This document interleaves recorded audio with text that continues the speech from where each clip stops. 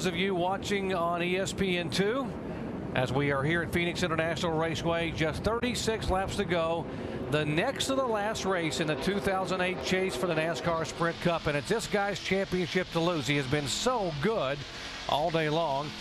Do not expect him to be back on pit road.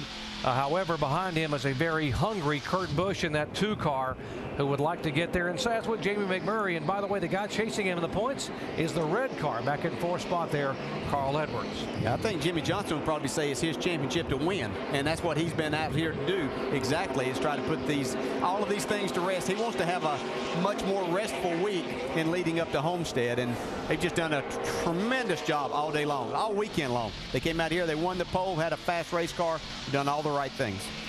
Only 8 drivers.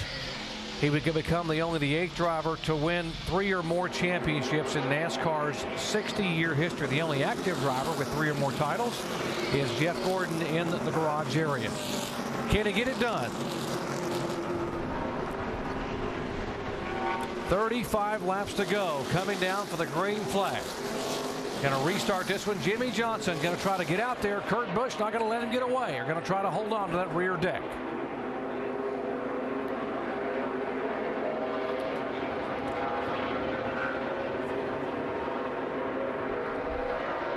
Out of turn 4, and the green flag waves once again here at Phoenix.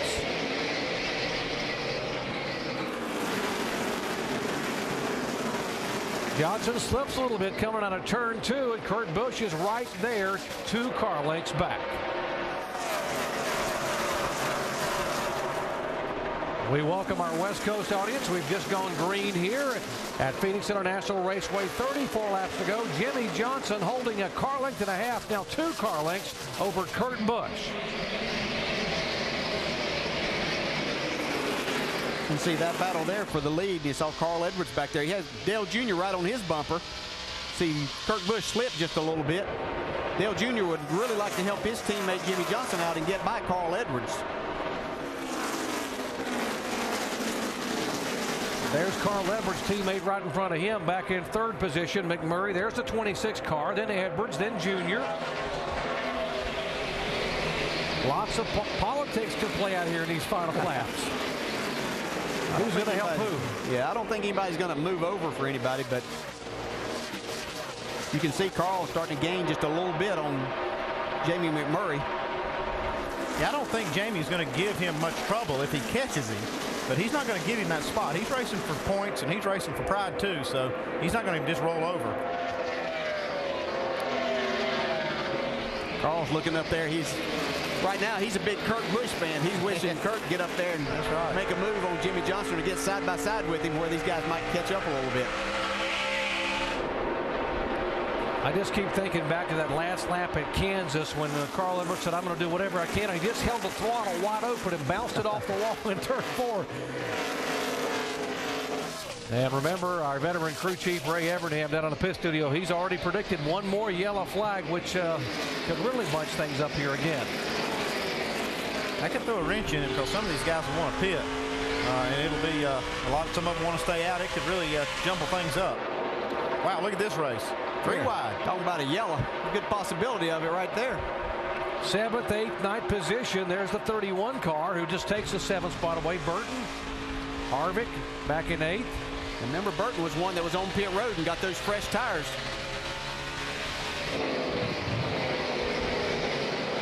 Update Jeff Burton. Shannon. Not only fresh tires, but it was an air pressure adjustment that's helped Jeff Burton out on lap 261 on that pit stop. Jeff Burton said, I just can't hang with these guys. I have no grip. I cannot drive with them. So they made an air pressure adjustment. And as you can see now, that 31 has certainly come alive. There's a caution flag that Ray Evernham predicted would happen. We could see the 18 and the 41 get together. I was wondering which one of them might get the flat tire right there, and it didn't take long to find out. That splitter probably got against the left rear tire of Reed Sorensen.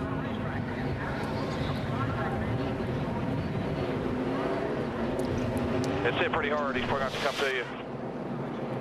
Watch him coming out of turn 2 here. You see Kyle Busch gets up into the side, and that right there is what more than likely would cut the tire down. Yeah, you can see it come apart right there. Okay, here these leaders are going to come by pit road. Now, what do you do, crew chief? Well, I'm going to leave him out if I'm Chad Canals, just because of the track position.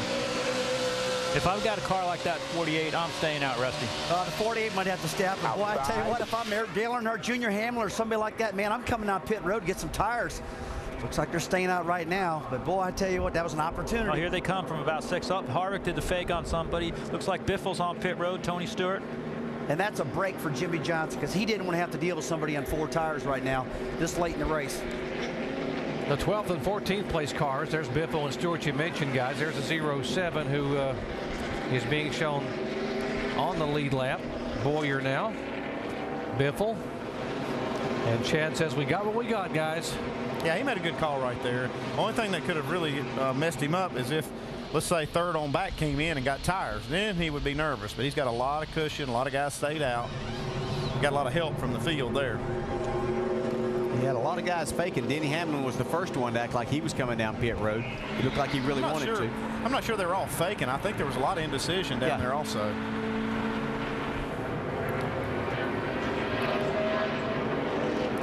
Five-car Casey Mears had such a good run going.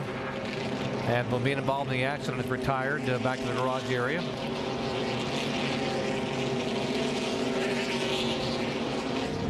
Jimmy Johnson, the kind of year that drivers dream about. 3 consecutive titles. He wants to go to Homestead with just being able to start and run a modest race, as he's had his issues at Homestead over the years. Right now the points differential 141 points. Remember what Carl Everett said back before Atlanta. He was almost 200 points back. He said if we could just somehow narrow it down and get it within 130 points going to Homestead, we might have a shot, because all of the Roush Fenway guys are very good. Speaking of Roush Fenway cars, here's the 17. He gets the free pass this round. This race cannot get over quick enough for Chad Canals. I know this has got to be agony. You know, if he can finish it off right here in this spot, everything's going to be wonderful, but it's still 25 to go, and it's got to be just agony. I know what it feels like. Yeah, Jimmy Johnson sitting in that driver's seat too. He's saying, boy, can't you just get along back there? Come on, let's just run this thing out.